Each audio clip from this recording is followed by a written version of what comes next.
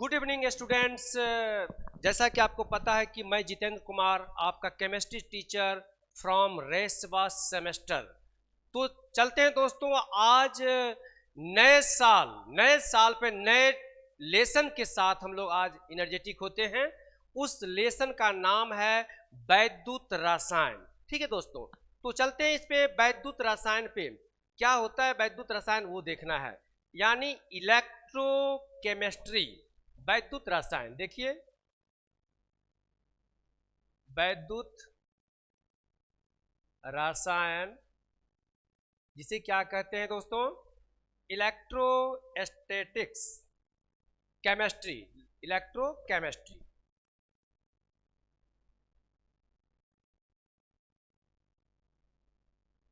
ठीक है, ये आपका लेसन है। लेसन आपका हो गया वैद्युत रसायन। तो चलते हैं, अब सबसे पहले आपको दोस्तों ये बताना होगा कि ये इलेक्ट्रोकेमिस्ट्री क्या होता है, यानी वैद्युत रसायन क्या है। ठीक है, चलते हैं वैद्युत रसायन पे। वैद्युत रसायन ये क्या होता है, इस पे काम करते हैं कि वैद्युत रसायन आखिर होता क्या है। ठीक है, वैद्युत रसायन की परिभाषा जानेंगे, यानी रसायन विज्ञान की वह शाखा जिनके अंतर्गत विद्युत एवं रासायनिक ऊर्जा में परस्पर रूपांतरण का अध्ययन किया जाता है। यानी रसायन विज्ञान की वह शाखा, लिख देता हूं, रसायन विज्ञान की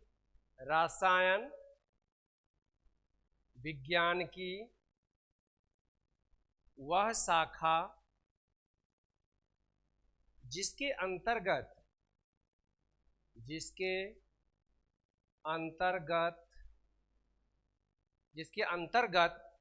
ठीक है, रसायन विज्ञान की वह शाखा जिसके अंतर्गत विद्युत एवं रासायनिक ऊर्जा के विद्युत एवं रासायनिक ऊर्जा के, ठीक है, विद्युत एवं रासायनिक ऊर्जा के परस्पर रूपांतरण का अध्ययन किया जाता है। ऊर्जा के परस्पर रूपांतरण का अध्ययन किया जाता है। आप देख सकते हो कि दोस्तों ये आपका लिखा हुआ है, जिसमें इनकी परिभाषा आपको देख लिया आपने कि वैद्युत रसायन क्या होता है। ठीक है, वैद्युत रसायन क्या होता है जो आपने यहां पर देख लिया कि इनकी परिभाषा लिखा हुआ है। दोस्तों आज देखो थोड़ी मेरी तबीयत ठीक नहीं है, ठीक है, तो आज कुछ आपको एनर्जी में कमी लग रहा होगा। तो चलते हैं दोस्तों, वैद्युत रसायन यानी रसायन विज्ञान की वह शाखा जिसके अंतर्गत विद्युत एवं रासायनिक ऊर्जा के परस्पर रूपांतरण का अध्ययन किया जाता है, वो क्या कहलाता है, आपका वैद्युत रसायन कहलाता है। ठीक है, तो आपने वैद्युत रसायन का आपने देख लिया। तो अब देखना है इसके अंतर्गत और क्या क्या चीजें होती हैं, यानी दैनिक जीवन में जो आपके जो जीवन काल होता है।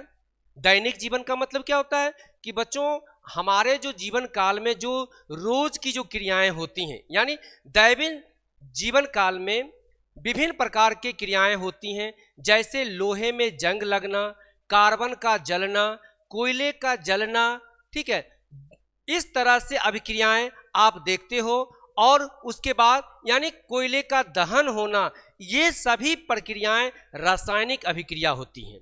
क्लियर, सभी अभिक्रियाएं, दूध से दही बनना, पेपर का जलना, लोहे में जंग लगना, ये सभी दैनिक क्रियाओं में आप देखते हो, ये सभी रासायनिक क्रियाएं होती हैं। ठीक है, उसी रासायनिक क्रियाओं में कुछ इस प्रकार की अभिक्रियाएं होती हैं जिसमें ऑक्सीकरण होता है और अपचयन भी होता है। ऑक्सीकरण एक नया नाम आ गया, अपचयन एक नया नाम आ गया। अब उसका नाम देखते हैं कि क्या होता है, ऑक्सीकरण क्या होता है और अपचयन क्या होता है। तो चलते हैं दोस्तों, ऑक्सीकरण, ठीक है, यानी ऑक्सीकरण होता क्या है वो जानते हैं। ऑक्सीकरण, ऑक्सीकरण यानी ऑक्सीडेशन, इनकी परिभाषा आप जानेंगे कि क्या इनको क्या कहते हैं।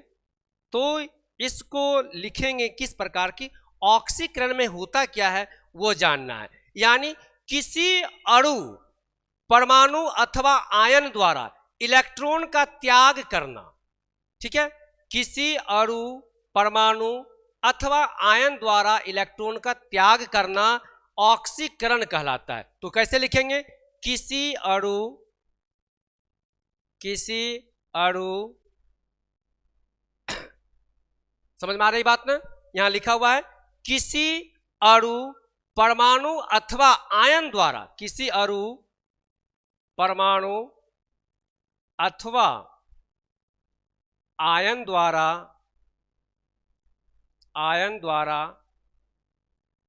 इलेक्ट्रॉन त्याग की प्रवृत्ति होती है, उसे क्या कहते हैं, ऑक्सीकरण कहते हैं। ठीक है, उसे ऑक्सीकरण कहते हैं। समझ में आ गए बच्चों। यहां लिखा हुआ है कि किसी अणु, परमाणु अथवा आयन द्वारा इलेक्ट्रॉन त्याग करने की प्रवृत्ति होती है, उसे को ऑक्सीकरण क्रिया कहा जाता है। क्लियर। अब जैसे एग्जाम्पल जैसे लिखेंगे, एग्जाम्पल में देखेंगे कि ये एग्जाम्पल है, एग्जाम्पल जैसे जिंक जो है, ये जिंक क्या किया, इन्होंने 2 इलेक्ट्रॉन त्याग किया। ठीक है, ये देखो, यानी लिखा हुआ किसी अणु, परमाणु अथवा आयन द्वारा इलेक्ट्रॉन त्याग करने की प्रवृत्ति, यानी इसमें इलेक्ट्रॉन त्यागने की प्रवृत्ति होती है, तो वह क्या कहलाता है, आपका ऑक्सीकरण कहलाता है। क्लियर। इंग्लिश में भी लिख सकते हो इस तरह से, यानी removal of electrons by an atom. सीधी सी जानते, इंग्लिश में इसका परिभाषा होगा रिमूवल ऑफ इलेक्ट्रॉन्स। बस सिंपल सा याद करना है आपको, रिमूवल ऑफ इलेक्ट्रॉन, यानी रिमूवल ऑफ इलेक्ट्रॉन जो होगा वही कहलाता है ऑक्सीडेशन। क्लियर। यानी इलेक्ट्रॉन का रिमूव कर देना, इलेक्ट्रॉन को त्याग देना, यहां लिखा हुआ है इलेक्ट्रॉन का त्यागना, किसी अणु, परमाणु अथवा आयन के द्वारा इलेक्ट्रॉन त्याग करने की प्रवृत्ति जिसमें होती है, वही आपका क्या कहलाता है, ऑक्सीकरण कहलाता है। यानी जिंक ने 2 इलेक्ट्रॉन को त्याग करके जिंक 2+ आयन बनाया। क्लियर। तो ये आपका ऑक्सीकरण की क्रिया हो गई। ये आपका कौन सी क्रिया हो गया, ऑक्सीकरण की। अब चलते हैं इसका अपचयन क्या होता है। ठीक है दोस्तों, अपचयन सेकेंड आपका है अपचयन। अपचयन क्या होता है वो देखते हैं, रिडक्शन जिसे कहते हैं अपचयन, अपचयन को कहते हैं रिडक्शन। ये देखते हैं रिडक्शन क्या होता है। तो यहां पर इसकी परिभाषा आपको लिखते हैं हम लोग कि अब इसमें क्या, उसी का उल्टा होता है कि किसी अणु, परमाणु अथवा आयन द्वारा इलेक्ट्रॉन ग्रहण करने की जो प्रवृत्ति होती है, ठीक है, यानी किसी अणु, परमाणु अथवा आयन द्वारा इलेक्ट्रॉन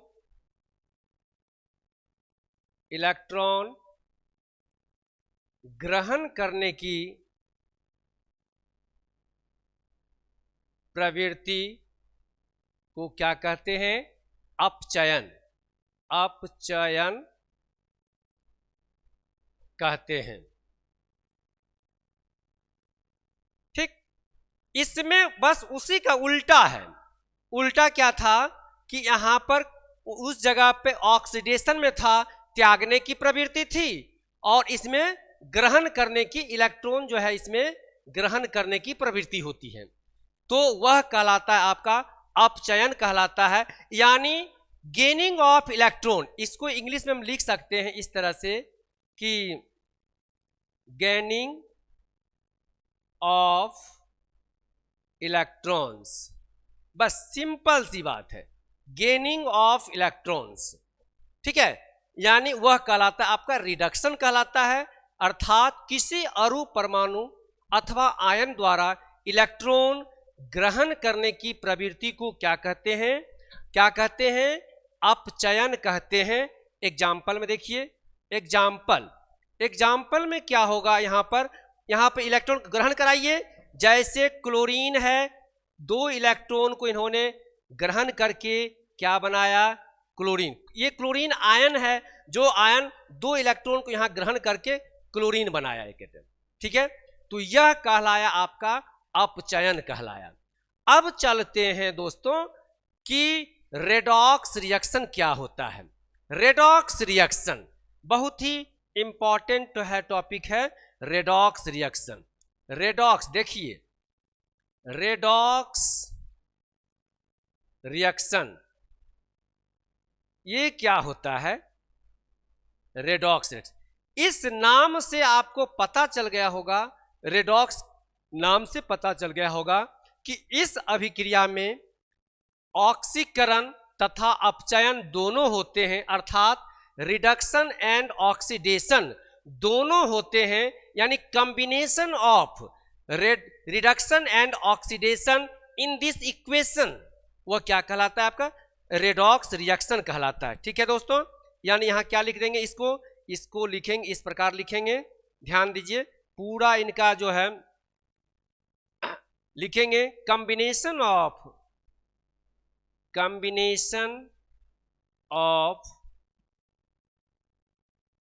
रिडक्शन एंड ऑक्सीडेशन, ठीक है, इन दिस रिएक्शन। समझ में आ गई बात? अर्थात हिंदी में भी लोग लिख सकते हो इसको। हिंदी में क्या लिखेंगे कि इस अभिक्रिया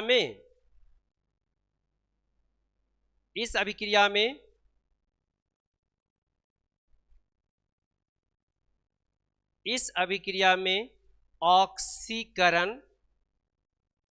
ऑक्सीकरण एवं अपचयन दोनों होती हैं। ठीक है, आपको समझ में आ गया होगा। वह आपका क्या कहलाता है? रेडॉक्स रिएक्शन कहलाता है, यानी combination of reduction and oxidation in this reaction.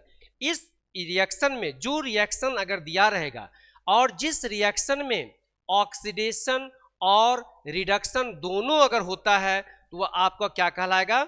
वह आपका कहलाएगा रेडॉक्स रिएक्शन। अब हम रेडॉक्स रिएक्शन पे हम लोग चलते हैं कि उस रिएक्शन में कौन सा कैसा एग्जाम्पल होगा, वह हम लोग देखते हैं। उससे आपको क्लियर हो जाएगा कि रेडॉक्स रिएक्शन कैसे बनता है। तो चलते हैं यहाँ पर दोस्तों, इस रिएक्शन में किस प्रकार से होता है वह देखते हैं।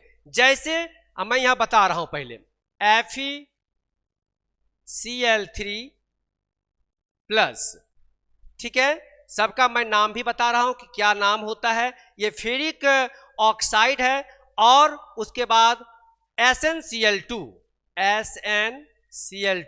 इनका रिएक्शन करते हैं। जब इनका रिएक्शन होता है तो FeCl2 और SnCl4 बनता है, FeCl2 प्लस SnCl4। अब जानना है, नाम नोट करना है, नाम आपको नोट करना है, किसको क्या नाम कहते हैं। नाम यहाँ पे आप लिख लीजिएगा नोट में। मैं यहाँ पे नोट में नाम पहले मैं बोल रहा हूँ कि किसको क्या कहते हैं। FeCl3 दूसरा नाम आपका है FeCl2, थर्ड नाम है SnCl2 और फोर्थ नाम है SnCl4। सबका नामकरण पहले नोट करेंगे कि नाम क्या होता है। ठीक है दोस्तों, ये आपका तब आप इस पे समझ पाएंगे। FeCl2, FeCl3 या फेरिक ऑक्साइड, इसको क्या लिखेंगे बेटा? Ferric oxide. हिंदी और इंग्लिश सेम नेम होगा, इसलिए फेरिक ऑक्साइड लिखेंगे। इसको लिखेंगे फेरस ऑक्साइड, फेरस ऑक्साइड। अब SnCl2 की बारी आती है, SnCl2 की बारी आती है स्टेनस क्लोराइड, स्टेनस क्लोराइड और स्टेनिक क्लोराइड, स्टेनिक क्लोराइड। नाम आपने सबका समझ में आ गया। अब हम देखते हैं कि किसका ऑक्सीडेशन हो रहा है, किसका रिडक्शन हो रहा है। यहां पर देखना है, यहां पर देखना है, यहां पर आप संतुलित कर सकते हो। इसको संतुलित करने के लिए क्या करना होगा, यहां पर आप मल्टीप्लाई कर दीजिए। 2 से अगर मल्टीप्लाई आप करते हो तो 2 Fe, तो 2 अगर Fe यहां लिखते हैं, ठीक, तो 2 Fe, 2 तिया 6, 6 और 2 8, 2 दूनी 4, 4 8। क्लियर हो गया आप? अब देखना है किसका क्या हो रहा है, यहां पर इसका क्या हो रहा है और इसका क्या हो रहा है, वो आपको देखना होगा। अब देखिए, ये आपका रिएक्शन है, नाम आपने सबका जान गया। FeCl3 यहां पर है और यहां पर FeCl2 है, यानी यहां पर इसका क्या होगा, घट रहा है, इलेक्ट्रॉन की मात्राएं घट रही हैं। तो क्या होगा, घटना क्या होगा आपका, यहां पर किस, और SnCl2 है और यहां पर SnCl4 है। SnCl2 नाम इसका स्टेनस क्लोराइड है, जो स्टेनस क्लोराइड स्टेनिक क्लोराइड में बदल रहा है। यहां पर क्लोरीन 2 और यहां पर क्लोरीन 4 हो रहा है, यहां बढ़ रहा है। तो यहां पर इसका क्या हो जाएगा, इसका हुआ आपका ऑक्सीडेशन। इसका यहां पर क्या हो रहा है, ऑक्सीडेशन। यहां पर लिख देंगे ऑक्सीडेशन हो रहा है यहां पर। और Cl3 से Cl2 हुआ, यानी FeCl3 का नाम जो लिखा हुआ है फेरिक ऑक्साइड से फेरिक क्लोराइड है। क्लोराइड यहां बच्चों क्लोराइड कर लीजिए, फेरिक क्लोराइड है ये फेरिक क्लोराइड लिखना होगा आपको, फेरिक क्लोराइड। ठीक है, ये लिखा फेरिक क्लोराइड, तो इसको नाम को सही कर लीजिए, फेरिक क्लोराइड, क्लोराइड। अब ये फेरस क्लोराइड, ठीक है। हाँ, तो FeCl3 जो है फेरिक क्लोराइड है, फेरिक क्लोराइड फेरस क्लोराइड में बन रहा है, अर्थात यहां पे क्या हो रहा है, इसका रिडक्शन हो रहा है। क्लियर है बच्चों? इस अभिक्रिया में, यानी जो दिया गया इक्वेशन है, इस दोनों में ऑक्सीडेशन भी हो रहा है और रिडक्शन भी हो रहा है, यानी ऑक्सीडेशन भी हो रहा है और रिडक्शन भी हो रहा है। अर्थात ये सभी अभिक्रिया क्या कहलाएंगे, रेडॉक्स रिएक्शन।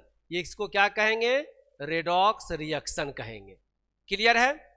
यानी जिस अभिक्रिया में ऑक्सीडेशन और रिडक्शन दोनों होते हैं वह कहलाता है रेडॉक्स रिएक्शन।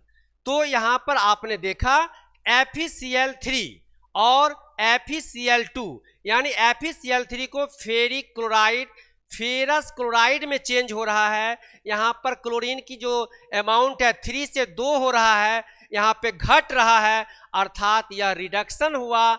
और SnCl2 का नाम क्या, स्टेनस क्लोराइड, और SnCl4 स्टेनिक क्लोराइड में बन रहा है, यानी क्लोरीन 2 से 4 हो रहा है, बढ़ रहा है, अर्थात ये कहलाया ऑक्सीडेशन और FeCl2 वाले कहलाया रिडक्शन। अर्थात जिस अभिक्रिया में ऑक्सीडेशन और रिडक्शन दोनों होगा वह आपका कहलाएगा रेडॉक्स रिएक्शन। इसको नोट कर लीजिए, ठीक है, नोट करिए।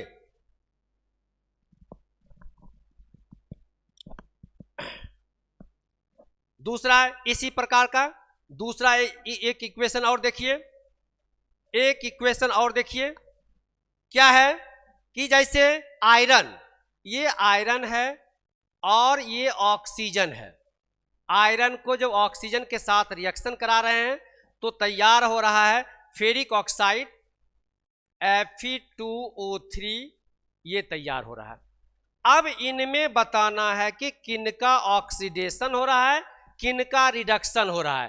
पहले तो आप देखेंगे Fe, यहाँ Fe2 है, 2 बढ़ रहा है, O2 यहाँ O3 हो गया, यहाँ बढ़ रहा है। अब देखना है किसका हुआ, यानी ये देखिए, ये यहां से Fe2 यहां पर बढ़ रहा है, गेन हो रहा है, यानी इस जगह पर क्या हो गया, ऑक्सीडेशन। और O2 यहाँ O3 यानी यहां पर क्या हो रहा है, इसका घट रहा है, यह रिडक्शन। तो यहां पर दिस रिएक्शन इज क्या कहलाएगा, लिख देंगे दिस रिएक्शन इज क्या कहलाएगा, रेडॉक्स रिएक्शन। यानी वह अभिक्रिया जिसके साथ ऑक्सीडेशन और रिडक्शन दोनों एक साथ होती हैं, वह कहलाता है आपका रेडॉक्स रिएक्शन कहलाता है। दोस्तों क्लियर है। अब चलते हैं नेक्स्ट आपकी टॉपिक जो होगा उसी पे, यानी ऑक्सीकारक। उसी के नाम के तरह ऑक्सीकारक क्या होता है और अपचायक क्या होता है। तो सबसे पहले हम परिभाषा उसकी देखेंगे, डिफिनीशन देखेंगे, उसके बाद पुनः हम लोग आएंगे एक रिएक्शन पे आएंगे और उसमें आपको बताएंगे कि ऑक्सीडाइजिंग एजेंट क्या होता है, रिड्यूसिंग एजेंट क्या होता है। ठीक है, तो ऑक्सीडाइजिंग, ऑक्सीकारक, ऑक्सीकारक यहां देखिए, ऑक्सीकारक मतलब ऑक्सीडाइजिंग एजेंट। ठीक, ये आपकी टॉपिक है, इनका परिभाषा लिखना है, डिफिनीशन लिखना है।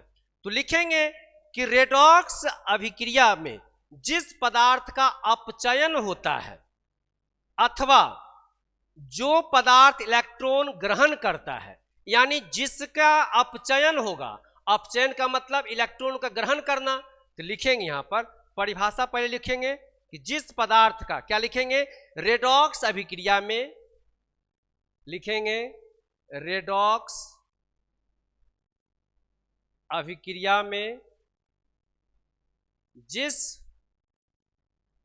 पदार्थ का क्या होता है, अपचयन होता है। ठीक है, जिस पदार्थ का अपचयन होता है अर्थात इलेक्ट्रॉन ग्रहण करता है, अर्थात इलेक्ट्रॉन ग्रहण करता है, उसे क्या कहते हैं, ऑक्सीकारक। ऑक्सीकारक कहते हैं, ये आपने देख लिया। ठीक है, परिभाषा आप पहले देखेंगे, उसके बाद आपको समझ में आएगा ग्रहण करता है। ठीक है, अर्थात इलेक्ट्रॉन ग्रहण करता है। अब चलते हैं दूसरी परिभाषा, क्या आपको बताया गया, दूसरा आपका था अपचायक। अपचायक, अपचायक मतलब रिड्यूसिंग एजेंट, रिड्यूसिंग एजेंट। इनका डिफिनीशन आपको देखना होगा, ये क्या होता है। अब देखिए इसकी, इनका देखेंगे कि अपचायक में रेडॉक्स अभिक्रिया में जिस पदार्थ का ऑक्सीकरण होता है, बस उल्टा लिखना है इसमें, लिखेंगे रेडॉक्स अभिक्रिया में जिस पदार्थ का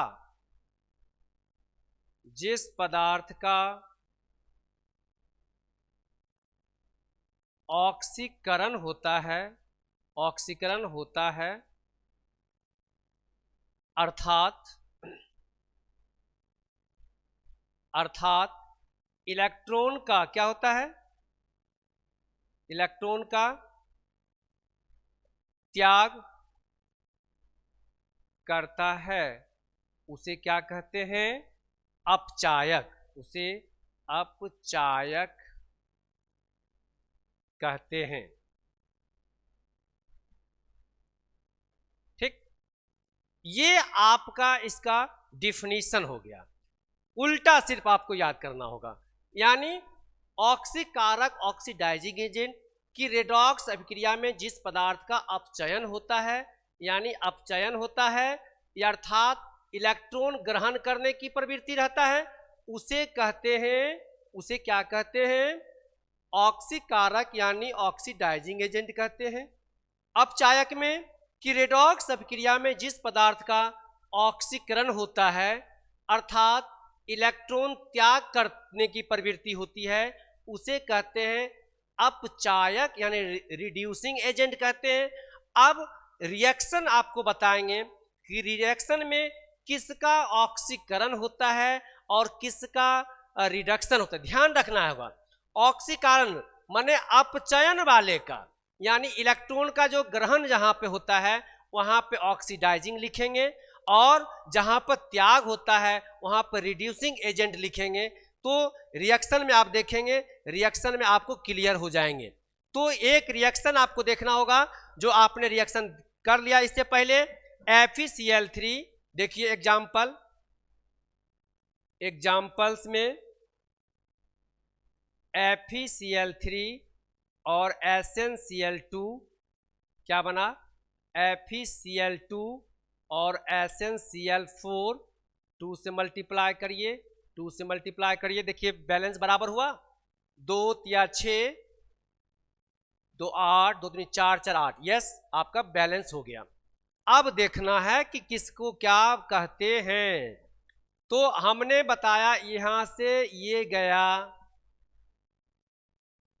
ध्यान देना है आपको, ये किसका क्या हो रहा है, FeCl3 और FeCl2, तो 3 से 2 हो रहा है अर्थात यहां पर क्या हो गया, रिडक्शन हो रहा है, यहां लिखिए रिडक्शन, और एसेंस बढ़ रहा है, ऑक्सीडेशन। बस उल्टा करना क्या है, देखना, उल्टा लिखना क्या है वो देखना, जो ऑक्सीडेशन होता है वह कहलाया जाएगा आपका रिड्यूसिंग एजेंट, और जो रिडक्शन होता है वह कहलाएगा आपका ऑक्सीडाइजिंग एजेंट।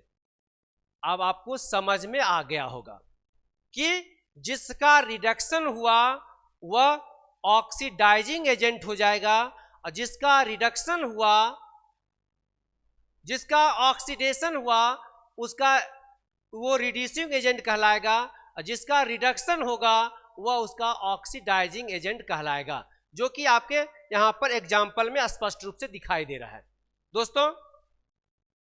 तो अब आगे की टॉपिक जो होगा वो चलते हैं कि टॉपिक आगे की क्या है वो देखते हैं। आपका इलेक्ट्रोड विभव, इलेक्ट्रोड विभव क्या होता है देखते हैं। नया टॉपिक आपके लिए, नया टॉपिक है आपके इलेक्ट्रोड विभव, इलेक्ट्रोड विभव, ठीक है। इलेक्ट्रोड विभव यानी इलेक्ट्रोड पोटेंशियल, इलेक्ट्रोड पोटेंशियल, ये इसका इंग्लिश नेम है, पोटेंशियल। इलेक्ट्रोड विभव क्या होता है वो जानना है आपको। अब इलेक्ट्रोड विभव के बारे में आपको समझना होगा कि बताया गया दोस्तों कि इलेक्ट्रोड विभव क्या होता है, इनकी डिफिनीशन आपको लिखना होगा, ठीक है। तो कैसे लिखोगे, जब किसी धातु को धातु की छड़ को उसके किसी लवण के जलीय विलयन में जब मिलाते हैं, ठीक है, लिखना पड़ेगा, लिख दूं, जब किसी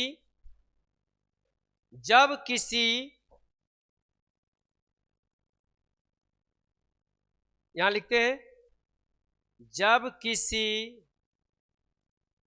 धातु की क्षर, ठीक है, लिखा हुआ, जब किसी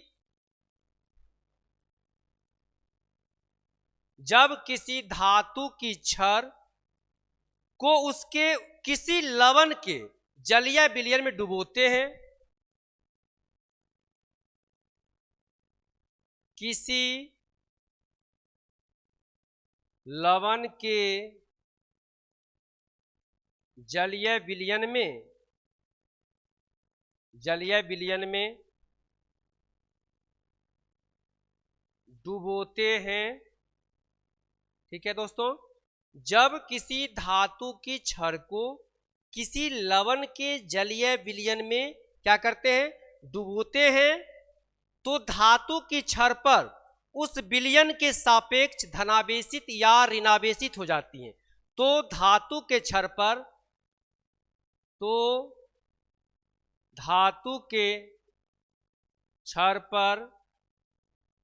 ठीक है, धातु के क्षर पर विलयन के सापेक्ष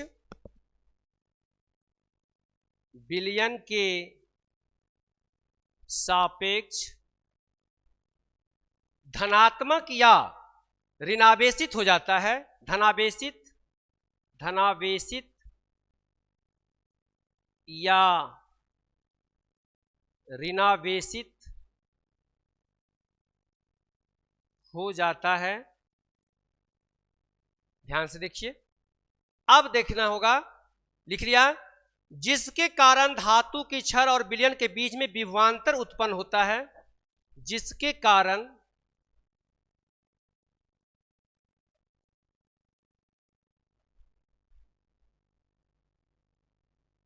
धातु के क्षर और विलयन के बीच विभवांतर उत्पन्न होता है, उसे क्या कहते हैं, इलेक्ट्रोड विभव कहते हैं। इलेक्ट्रोड विभव कहते हैं। देखिए, अब मैं इसको पढ़ रहा हूं, ठीक है, स्पष्ट आप लिख सकते हो कि इलेक्ट्रोड विभव क्या होता है। हमने कहा कि जब किसी भी धातु की क्षर को किसी लवण के जलीय विलयन में, कोई भी लवण का जलीय विलयन लेंगे, जब उसमें उसको डुबाते हैं तो धातु के क्षर पर विलयन के सापेक्ष, यानी वह धनावेशित होगा या तो ऋणावेशित होगा, जिसके कारण धातु के क्षर और विलयन के बीच एक क्या होता है, विभवांतर उत्पन्न होता है, उसे इलेक्ट्रोड विभव कहते हैं। आपको समझ में आ गई होगी बात कि कोई भी धातु का क्षर लेंगे और किसी भी लवण के जलीय विलयन में उसको डुबाएंगे, तो धातु के क्षर और लवण के साथ में धातु के सापेक्ष वह क्षर जो होगा वह ऋणावेशित होगा या तो धनावेशित होगा, उनके बीच में एक विभवांतर उत्पन्न होता है, जिसे इलेक्ट्रोड विभव कहते हैं। ठीक है दोस्तों, आप ये समझ में आ गया होगा। तो अब मैं यहाँ पर एक फिगर बनाऊंगा, उस फिगर के माध्यम से आप स्पष्ट करेंगे। ये देखना होगा फिगर क्या है, अब वो देखना है फिगर में क्या बन पाएगा। अब आपको ये देखना पड़ेगा कि यह जो कोई धातु यहां पर लिया, एक ये बीकर आपने ले लिया, ठीक, इस बीकर में एक धातु का कोई क्षर ले लिया,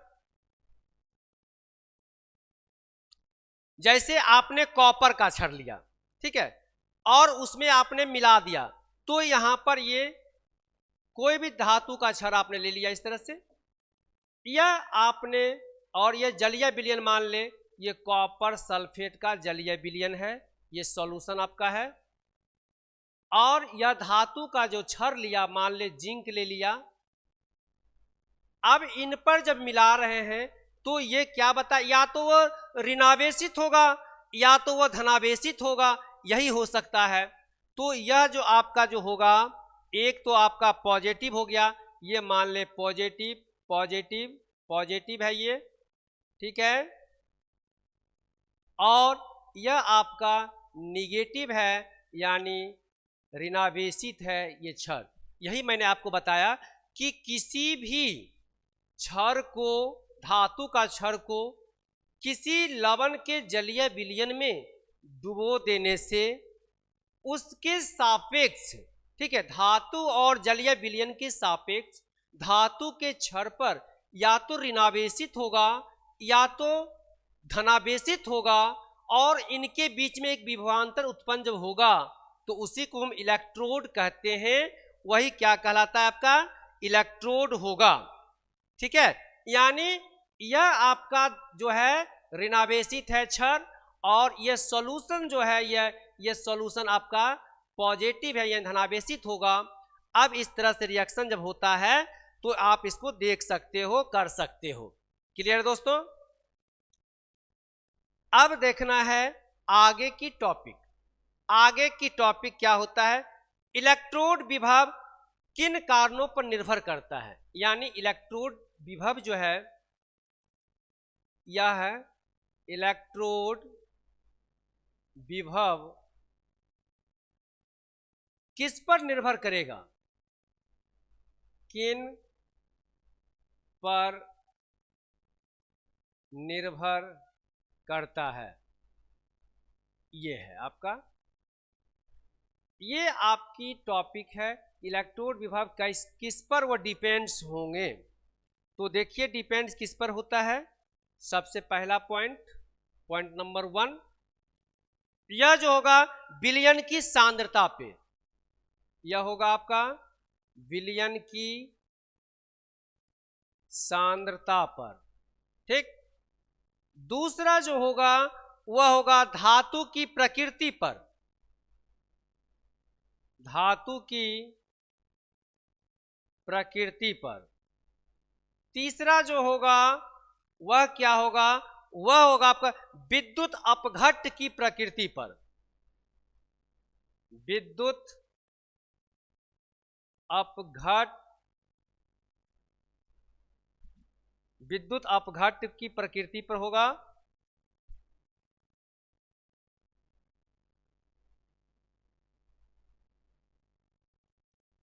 की प्रकृति, ठीक है। चौथा किस पर डिपेंड करेगा, वह आपका है ताप तथा दाब की परिस्थिति पर, ताप तथा दाब की परिस्थिति पर। यानी आपको समझ में आ गया होगा कि इलेक्ट्रोड विभव जो है किस पर निर्भर करेगा, विलयन की सांद्रता पर। जिस चीज का विलयन होगा, ठीक है, जैसे मान लो कि यहां पर आपने देखा, अभी मैं बनाया था अभी फिगर, कि यह आपका एक बीकर है और इस बीकर में क्या है, एक रॉड है, ये रॉड आपका हो गया, और यह बीकर में किस चीज का होगा यहां देखना होगा। ये मान लो कि बीकर में ये कॉपर सल्फेट का सॉल्यूशन है, कॉपर सल्फेट का सॉल्यूशन है, और यह आपका जिंक का है। अगर विलयन की सांद्रता, यानी ये पॉजिटिव अगर है और ये आपका निगेटिव है, ठीक है, यानी विलयन की जो सांद्रता पर इलेक्ट्रोड विभव डिपेंड करेगा। पहला धातु की प्रकृति पर डिपेंड करेगा कि धातु की प्रकृति क्या है। धातु जो है वो विद्युत का सुचालक होना चाहिए, ठीक है, यानी वो कॉपर का होगा, जिंक का होगा, आयरन का होगा, इन सी चीजों की होगी, यानी धातु की प्रकृति पर। अब उसके बाद है विद्युत अपघट्ट की प्रकृति। विद्युत अपघट्ट की प्रकृति यानी इन सॉल्यूशन में जो चीज डाला गया है, यानी कॉपर सल्फेट का सॉल्यूशन अगर है और जिंक डाला जाएगा तो ये जिंक सल्फेट हो जाएगा, कॉपर को बाहर कर देगा, यानी उसके अपघट्ट की प्रकृति पर डिपेंड करेगा। उसके लास्ट आपका है ताप तथा दाब की परिस्थिति पर। कि वहां का टेम्परेचर कितना है, वहां का दाब कितना है, एटमॉस्फेरिक प्रेशर कितना है, उस पर वह डिपेंड करेगा। किसको डिपेंड करेगा? ये इलेक्ट्रोड विभव। इन 4 पॉइंट पर जो लिखा हो गया है, विलयन की सांद्रता पर, धातु की प्रकृति पर, विद्युत अपघट्ट की प्रकृति पर और ताप तथा दाब की परिस्थिति पर यह डिपेंड करेगा। ठीक है दोस्तों, इसको आप नोट कर सकते हो, इसको नोट कर लीजिए अगर लिखना है तो। उसके बाद हम आएंगे इलेक्ट्रोड विभव के कितने प्रकार के होते हैं। इलेक्ट्रोड विभव कितने प्रकार के होते हैं, ठीक है। इलेक्ट्रोड विभव, इलेक्ट्रोड विभव के प्रकार, अंग्रेजी में क्या कहेंगे? Types of electrode potential, type of electrode potential, ये आपका हो गया। ठीक है, अब इनके प्रकार जानना है, ये कितने प्रकार के होते हैं। इलेक्ट्रोड जो है यह कितने प्रकार के होते हैं? यह मुख्य रूप से 2 प्रकार के होते हैं। इलेक्ट्रोड विभव जो है यह मुख्य रूप से कितने प्रकार के होते हैं? 2 प्रकार के होते हैं। पहला होगा ऑक्सीकरण विभव, दूसरा होगा अपचयन विभव। ऑक्सीकरण विभव, ऑक्सीकरण विभव, और दूसरा होगा अपचयन, अपचयन विभव। ये 2 चीज हो गया। ठीक है दोस्तों, यानी क्वेश्चंस रहेंगे कि इलेक्ट्रोड किसे कहते हैं, इलेक्ट्रोड विभव किसे कहते हैं, यह किन किन बातों पर निर्भर करता है और इनके कितने प्रकार होते हैं। तो आप लिखेंगे इलेक्ट्रोड विभव का परिभाषा लिखेंगे, उनके किस किस बातों पर वो डिपेंड्स होते हैं, निर्भर करता है, वो चीज मैंने जो बताया अभी 4 पॉइंट वो लिखेंगे। उसके बाद इनके प्रकार जब आएंगे तो लिखेंगे इलेक्ट्रोड विभव मुख्य रूप से 2 प्रकार के होते हैं। पहला ऑक्सीकरण विभव, दूसरा अपचयन विभव। ठीक है, ऑक्सीकरण विभव और अपचयन विभव। दोस्तों ये आपने देख लिया। इस प्रकार के टॉपिक पे आप लोग यहां पर इसकी कंप्लीट होती है। अब उसके बाद नया जो टॉपिक होगा वो नर्स्ड, यानी नर्स्ड रिएक्शन किसे कहते हैं वह मैं बताऊंगा। तो नेक्स्ट क्लासेस जो होगी वह नर्स्ड समीकरण होगा आपका, वो मैं लिख देता हूं। नेक्स्ट जो टॉपिक होगा आपका वो नर्स्ड रिएक्शन। ठीक है, नर्स्ड अभिक्रिया, अभिक्रिया ये आपको बताया जाएगा, नर्स्ड अभिक्रिया आपको दिया जाएगा। इसको आप लोग तैयार करके रखेंगे।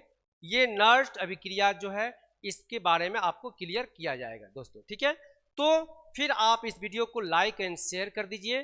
ठीक है, और उसके बाद इन चैप्टर को ब्रीफली मैं बता रहा हूं इसको डिटेल्स में। उसके बाद फिर क्वेश्चंस कराए जाएंगे, न्यूमेरिकल्स होंगे और प्रीवियस ईयर के पेपर को सॉल्व कराया जाएगा, जो आपके एग्जाम में हूबहू क्वेश्चन, मिलता जुलता क्वेश्चन आपके एग्जाम में रहेंगे। ठीक है दोस्तों, तो आज की क्लास यहीं तक होती है। नेक्स्ट आपकी टॉपिक नर्स्ड अभिक्रिया किया जाएगा। ओके दोस्त, बाय, गुड बाय।